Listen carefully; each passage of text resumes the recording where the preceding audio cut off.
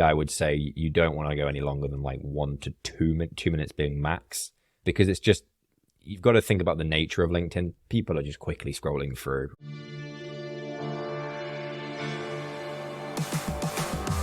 This is On Camera, On Brand, a show for professionals who want to look good on camera, but don't have the time or expertise to turn their office into a Hollywood studio. In each episode, Rob Ruscher uncovers how professionals can get the most from their home or office setups. If you invest the time to share your stories on camera, you should be on brand. Welcome, everyone, to another episode of On Camera, On Brand. I'm your host, Rob Ruscher, and today I sit down with my friend Joe Newton from Sway. We get a chance to talk about the trends in B2B video, creating on-camera content for your website and using that on social platforms, as well as the difference a polished video can make in engagement and building trust with your audience. Hope you all enjoy this one. Joe, if you're cool with it, I think where I'd like to start the conversation is kind of bridge me to you as a freelancer, and as we've talked before, I can definitely relate to that. You are a freelance creator, you were doing production. When did you realize, hey, maybe I want to turn this into a business? And where did you almost start bringing in the B2B business? Where did that target audience come into play? How did you go from freelancer to I'm going to build Sway? I think I've always wanted to go after the bigger thing. I think I was never going to stay personally for me, content, just for me being a freelancer. I've always, I think for a few years I've been looking for what's the big opportunity?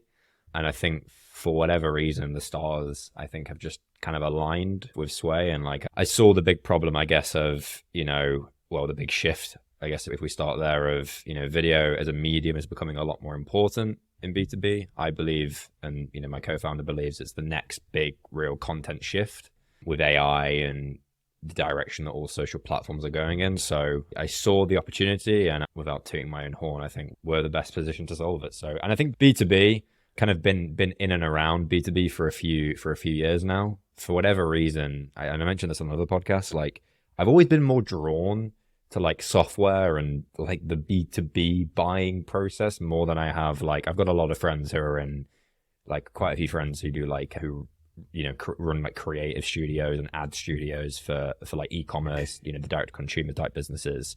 And I've just personally never been as interested in that. I think there's something about B2B of taking the boring and making it interesting, but also just from a more business model perspective, I just think B2B is more interesting. So yeah.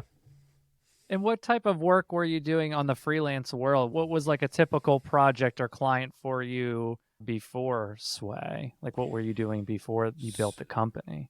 So it was podcasting. So a B2B SaaS, company would come to me, hey Joe, we want to start a podcast. For example, a client that I worked with last year, we're in the legal tech space. So a company based in Paris called Leeway. And I kind of worked directly with their content marketing manager to basically produce this podcast for them. So it was podcast production, and it was a lot of also how can we extract as much as we can from that podcast to make it basically the social content engine. So clips and, content repurposing. And that's, I think, where a lot of clients saw a lot of the value from the service that I was delivering to them. What year was that? Because I feel that's pretty early on thinking and kind of seeing that. Because I feel it's more trendy now, and there's enough research and talk about it now. But even a couple years ago, especially on the consumer side, I don't think that was really talked about, of taking the one big form like a podcast and cutting it up. No, yeah, I think it's definitely grown in popularity, definitely on LinkedIn this year. It's gotten, I think content repurposing is probably the hottest of hottest topics at the minute. That was the service that I was doing, going back 2 or 3 years now. To me, it always made a lot of sense that, okay, hey, we're making this long form 30, 40-minute podcast. Why would we not turn it, why would we not take the best moments and, put it onto social? And I think there's also something about podcast clips that just, they're a bit more natural than other forms of video. Not always, but I think if you can speak well and you can communicate well, podcasts are just a great way to just, at scale create a lot of content for social. So it just always made sense to me. Is that why I noticed? So Sway is newer as a company, right? And I've Yes. also noticed, I think you're up to what, 7 episodes of a podcast. So clearly, Yes. as you launched your company, you also Yeah. launched a podcast. Was that always your thought that, hey, when we launch this, we need this kind of content pillar to support it? It's funny because the podcast actually came before Sway. So me and my co-founder kind of connected. We've known each other for a few years now, just like, in the LinkedIn sphere. And kind of over time, so we started this podcast. It was winning on social at the time, and we just chatting all things content, social, B2B, and it naturally just came out of that. It wasn't necessarily something that we started to boost Sway. So it was funny, actually. I think starting the podcast actually created Sway, because by talking and having these conversations, we naturally just came to the conclusion that's, Sway made sense as an opportunity as a business. So it's kind of the other way around. Yeah. Well, I mean, I'll plug your podcast for you because I'm a fan. I mean, some of the big episodes I was listening to were the issues with B2B video, which I picked up some good tips on that one. You had an intro to YouTube, talking about kind of how you can use YouTube and kind of I thought even it was great how to position the video for YouTube, like using it as a search engine. And then the last one I'll mention that I liked was the short form. You guys had a lot of good tips on how to use the short form. So if you guys haven't checked out your podcast, go check that out for sure. Yeah, for sure. So let's dive in a little bit about kind of what Sway's doing now. Like where, obviously you're a big proponent of what podcasting can do. You have a company podcast, and then your service is providing video, but you have like a fun spin on it. It's a way where your clients are actually shooting the video, right? Like they're getting like a package, and then they're able to shoot their own content, and then you're helping them cut it up and distribute it. Is that right? Yeah, exactly. So the whole kind of core differentiator of our service is that the videos that we create are all fully remote. So it's completely like remote video production. Reason being is that, if you try and as a business create video using traditional, production methods, for a lot of companies, unless you've got unlimited creative budgets, which you'd be hard pressed to find a company that does have unlimited creative budgets, especially in B2B. So that's kind of why we came to remote production, because it's just financially it makes a lot more sense for companies, and we can still achieve really, really the same result. So yeah, in a sense, that's like the basing of the service. And what kind of videos are they creating with that? So is it kind of just like on camera, maybe it's a video podcast, software demo, or what's kind of like the user case, would you say?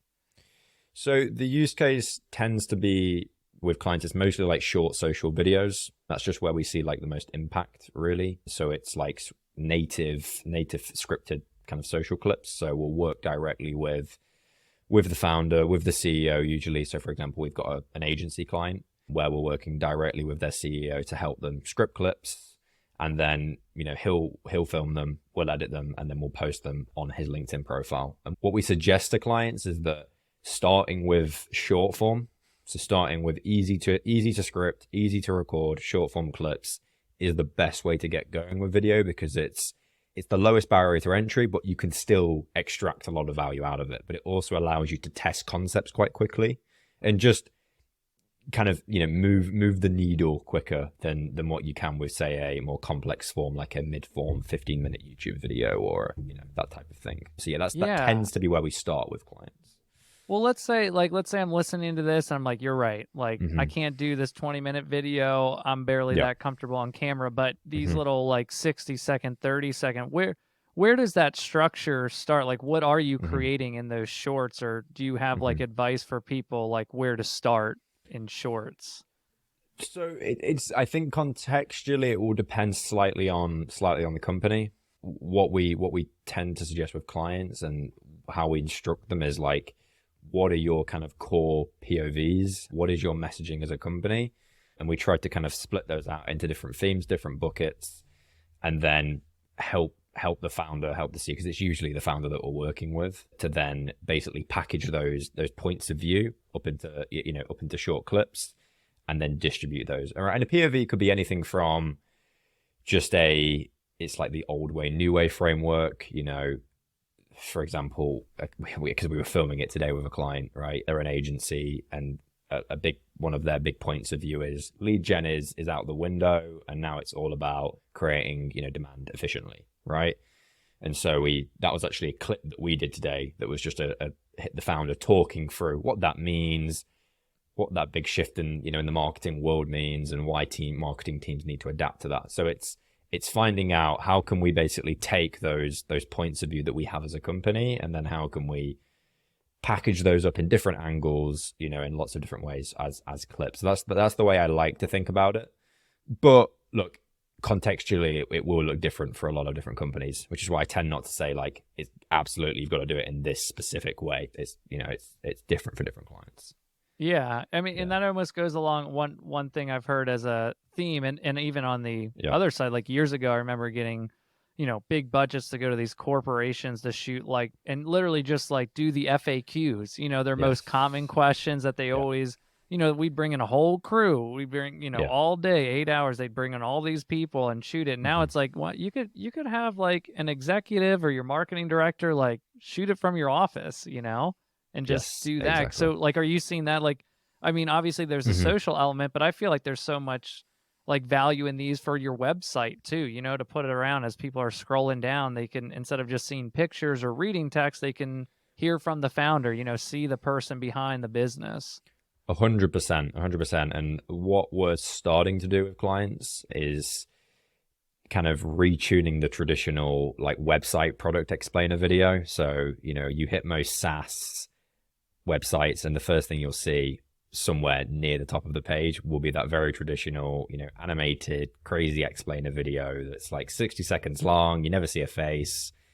There's a corporate piano playing in the background, and it feels slightly robotic. And what we're starting to do with clients is working with the CEO to instead make it more of a talking head type video, where we're still making it look polished, but we're, again, because of how we do production, how it's easier with we're doing it remotely, we're kind of rethinking that traditional product explainer where you can it's the CEO that's doing that video, and what we found is that it does seem to be a lot more effective than your just traditional explainer videos that very few people actually watch.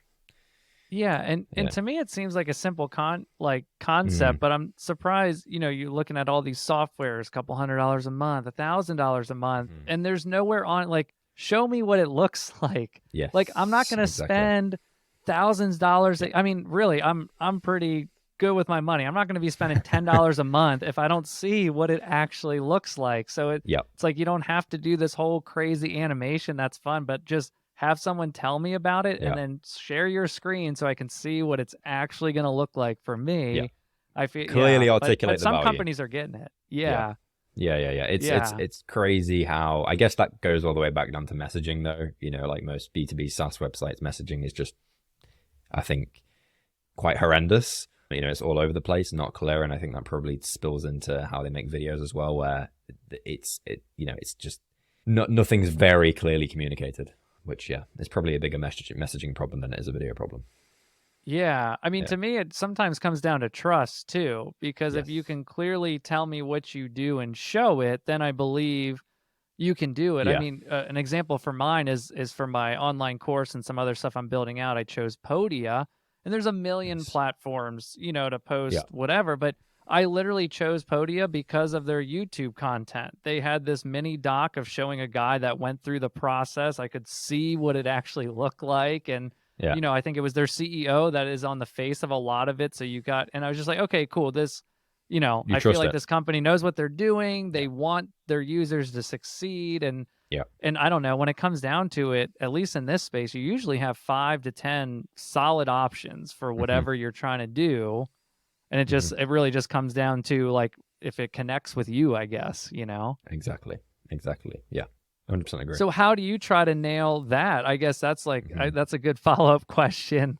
If you're getting these videos and you're seeing their messages, how are their techniques or kind of strategies or, almost structures you're putting them in to hit the numbers they want or the KPIs that they're trying to achieve with the videos?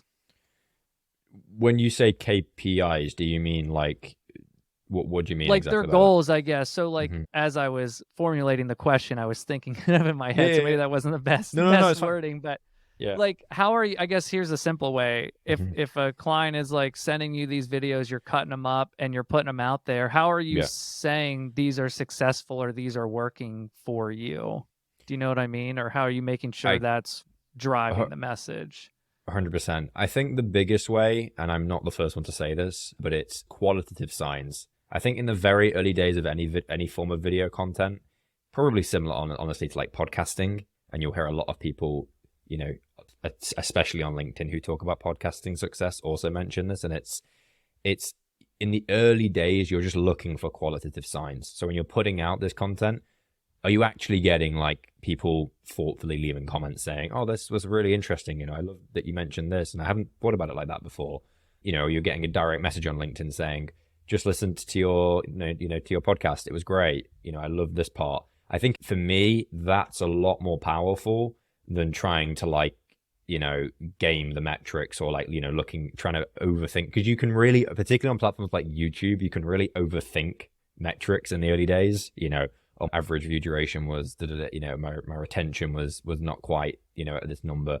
But I think in the very early days, like looking at those qualitative signals is a lot more powerful than it is looking at like quantitative signals. So for clients, we're really looking at when we're just getting started, it's like, are these videos actually getting like positive signals, like for positive signals, but are we actually getting it from the right people? Right. So are we getting those, qualitative signals from, if they're targeting marketing directors and heads of marketing, if that makes sense? Yeah, no, it Yeah. does. And I mean, are the videos you're producing, do they usually have like a strong call to action, even if they're not feeling like an ad? Yeah. Or is a lot of it just organic, they're just trying to throw out information and knowledge to gain the audience, or maybe it's a mix? It's a bit of a mix, but it usually leans a lot more on organic and just like putting out that information. So there tends not to be like very set CTAs. I would say that differs between platforms though. So for example, on LinkedIn, we do less of the kind of CTA, having a clear CTA at the end of the video or trying to guide the video in the direction of a clear CTA. It's more just putting out information. Whereas on YouTube, I do think there's more of a reason to add a CTA and do that. So yeah, some clients, we are engineering videos to be more, I guess, CTA driven. Whereas on LinkedIn, it's a bit of a different game. Yeah, no, I agree. I'm just curious because it's one thing I've looked at. Have you Yeah. played with if the CTA on YouTube is like somewhere in the middle of like right where maybe the interest is the most versus like throwing at the end, or do you just usually put it at the end? It's put it at the end, but I'd say it's more the general engineering of a video. What I mean by that is, and I can give you a good example here, like a channel that I really like following is Superside. Like when you watch their videos, like the entire concept of the video is designed around like a Superside, product feature or how Superside can help you do this. Like it's linked into that. So it's more like we're trying to like generally engineer the entire video around a general CTA of our, of a product feature of a service, whatever. Whereas on LinkedIn, it's more just generally throwing out general points of view that we have, and it's a lot more loosely tied to a specific product feature, if that makes sense. So I don't really think of it in like, I guess there would be like a CTA at the end, but it's more just when I talk about CTA, it's just the general engineering of the video. Yeah, no, that's interesting. Yeah, Yeah. I've seen brands do that well because it's Yeah.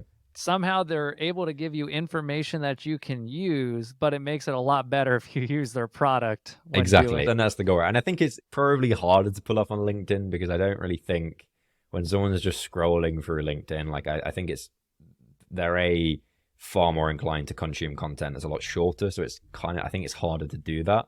And just, I think people just like to generally consume information, without trying to kind of being forced like a specific product message. Whereas on YouTube, I think you can kind of get away with it more. So yeah, that's our general approach. So do you even think for LinkedIn, with what you've seen, do you feel like the less than 60-second videos perform better than a couple minute? Definitely. And it's not to say you can't get away with a 3-minute video or a 4-minute video. I know there's always people that say, oh, but this person posts 6-minute videos or, whatever. And there's always anomalies, but like generally I would say you don't want to go any longer than like 1 to 2 minutes being max, because it's just, you've got to think about the nature of LinkedIn. People are just quickly scrolling through, right? They're just quickly scrolling through. They're usually just doom scrolling.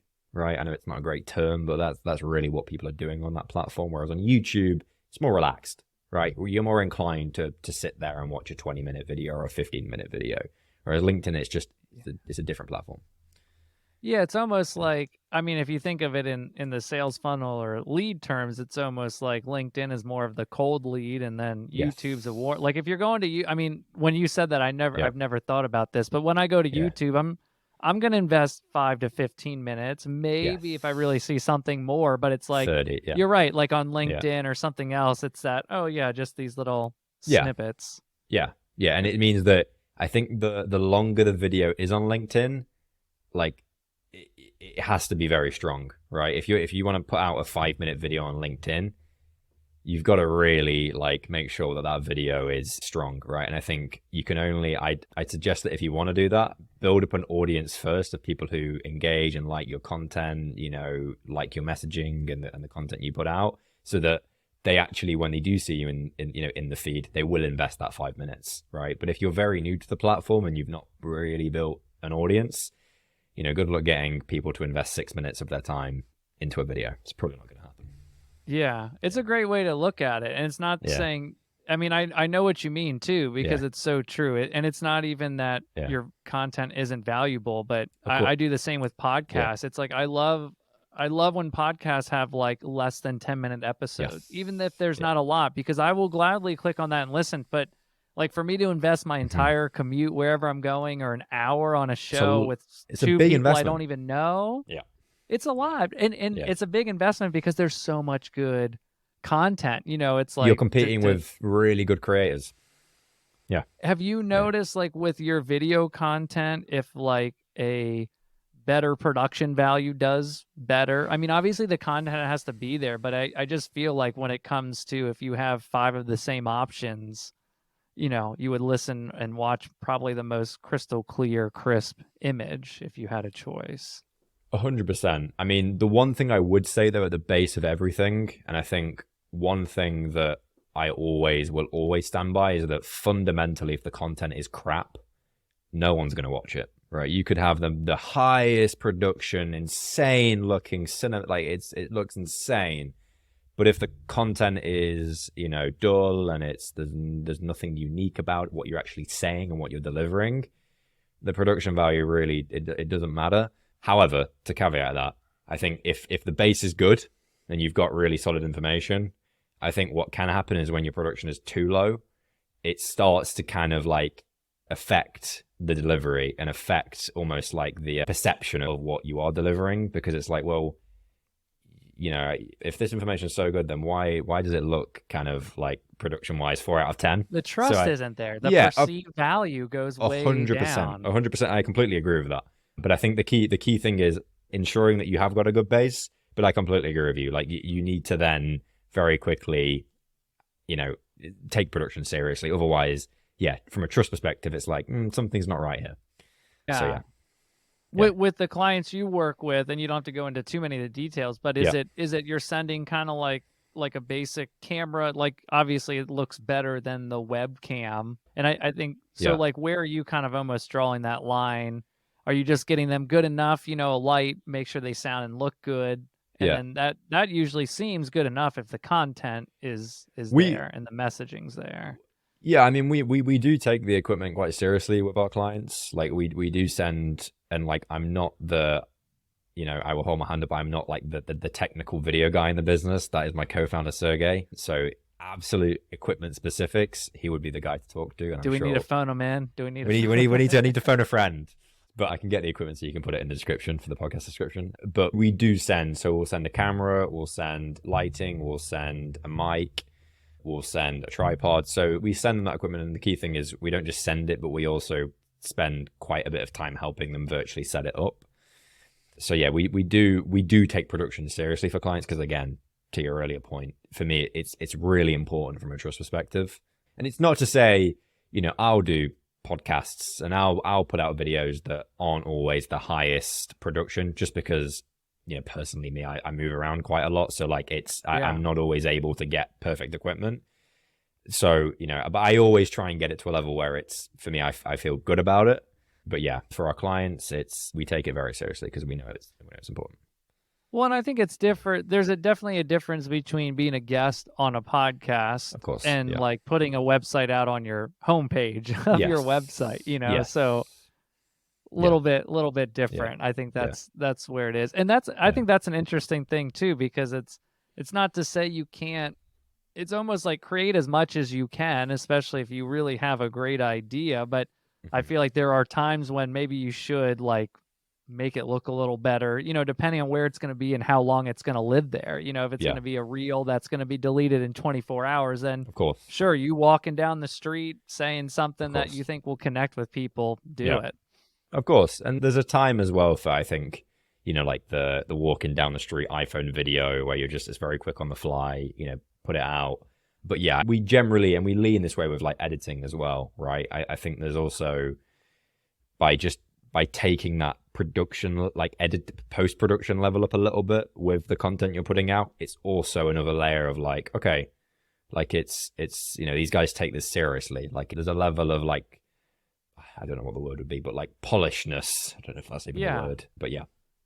I always called it like a heightened reality is what I like coined. Yeah, that's a great way of style putting for it. cinematography, and I'm sure others have, but it was just always I always got these requests where it's like make it look real, but like better, make it clean. So I was like, okay, heightened reality. That's what we're going. And I can attest too. It was I can think I was laughing when you said that about your graphics, because I remember I was like, hey man, where did you make those? I was really hoping you told me that was a template that I could steal, and you're just like, nah, we made. I was like, dang it! Yeah, shout you can always tell a difference. Shout out to our editing team, because they are like, killers at like. It's the great. social Well, clips. even with this podcast, Motion, their team does all the graphics, and I've seen on posts where people have been like, hey, how did you do that? And they're like, we built it in After Effects. It's always, we always get like, is this a tool? Like, what tool are you guys using? And I'm like, guys, this is not a tool. Can you do this in Descript? Is this a template in Descript I can drag and drop? Yeah.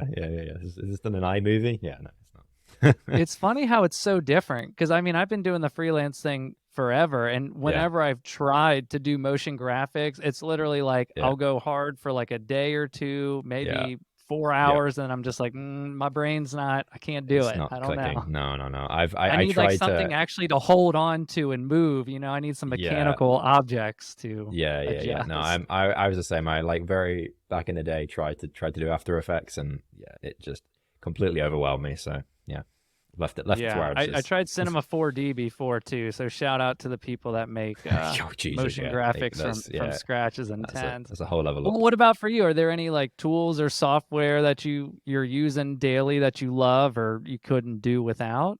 I guess if we're talking about like video tools, not really. We're actively playing around with a lot of like AI tools, as I suppose everyone is right now, with everything that's going on in that space.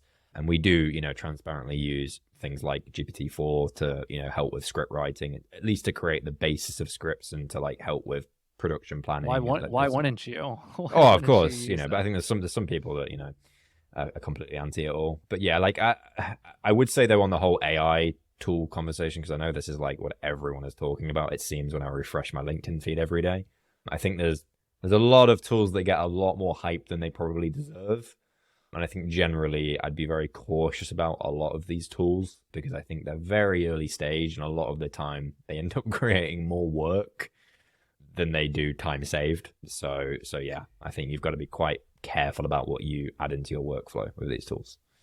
Totally. Yeah, the ChatGPT is funny, but I've noticed if you're just I notice it helps me a lot when I just need to figure out a paragraph or like a flow of something, like not to create it for me, but just to map it out. I'm not a writer, I'm not a journalist by trade. So it helps me like visually just like put that into like a flowing sentence. So and it can be incredibly helpful from like just creating that initial structure and that starting point, right? So that's where we've seen the value.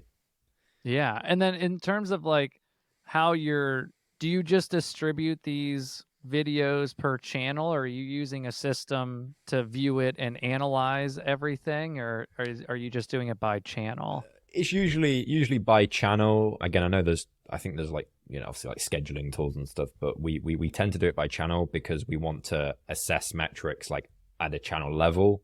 And I think there's a lot of value of actually like digging into, for example, YouTube, really digging into, the metrics and really digging into things like retention rate and really going behind the scenes. Same on LinkedIn. LinkedIn's not as great compared to YouTube, but yeah, like we tend to look at it at the platform level rather than looking at like tools and stuff, because they tend not to show you as much detail. Yeah, and I mean, I'm not an expert, but in my limited experience, I've noticed a difference when you're posting per platform and then through something that distributes. Like for TikTok, I mean, I'm not trying to grow a big TikTok audience, but the videos that I have posted directly have gotten thousands of views, and then the ones that I go through like Metricool are like 40 to maybe 100 something. Yes, I've seen the exact same thing. Especially, we went for a phase where I was scheduling a lot of like podcast clips and stuff for, I think it was Hootsuite or something similar to that, like that type of tool. And it always seemed to create more work because you couldn't like add comments, you couldn't add links, and so I just personally just posting it to the platform has just been the way to go for us. Yeah. Yeah, and do you have like and this is, now I'm just going to ask for me selfishly, but do you have a way to organize that? Because it's like, that's what I loved about having one tool, because I could just visually see it on a calendar. But like when to do it for into each one, I feel like this was a good point. Yeah, so we just use, it's just part of like our Asana system. So we just, in fact, when we've only recently moved to Asana, but we have like a calendar built in, so we can just see where which video is going live on this day, and clients, and also it's good for clients because they can go in and they can see, okay, on Tuesday this video is going out or due to go out. So we keep it quite simple, and then when you click into the into the card in Asana, you can see the links to the asset, and that type of thing. Yeah, it gets tricky as soon as you're doing even just a few pieces a week. It's like, oh man, it's just I miss the days of one commercial and it plays for a couple months. It can be a beast. To manage kind of like video content nowadays. I think especially for social, when you've got like several different channels and you've got several assets going out every week, especially for paid content as well, because you tend to have even more than organic. So it can get pretty crazy, but I think there's ways to manage it and there's ways to keep it quite simple. Is there anything you're looking forward to in the future for Sway or yourself, even personally, like with business and growth and what you're trying to do with the remaining of the year?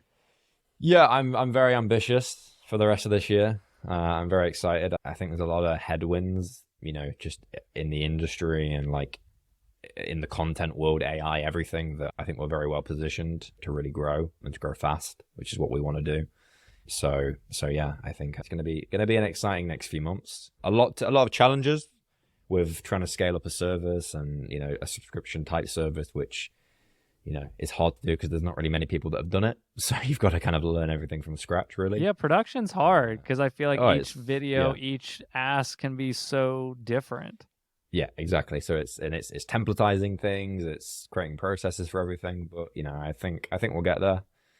But yeah, that's the future. Well, and I think there'll be value too as you're doing this more. You're probably going to see what's working and not working, and hopefully you can get to a point where it's more like you're offering these types of videos, that fit in that system because these type work. So no matter where they're coming from, it's like, okay, you'll probably fit into one of these solutions here.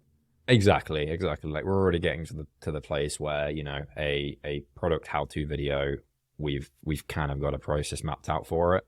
So when a client comes in, it's like we're not giving them the exact same thing, but we know what works and we know what type of flow works. So it's I'm sure as we scale up. Yeah.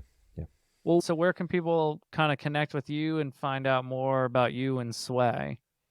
So I think our website is usesway.co. So if you want to go direct to the source, then check the site. But if you want to just hang about on LinkedIn and just see what stuff I post, then it's just Josef Newton on LinkedIn. And I tend to rant on there every day. Awesome. Awesome. Well, Joe, thanks for taking the time and chatting. And I don't know if there's anything else you wanted to chat about before we signed off here, but you That hit was on great. everything No. I was hoping we'd cover. No, that was a great conversation. I appreciate you having me on, Rob. Yeah, man. Thanks for taking the time. Thanks for checking out On Camera, On Brand.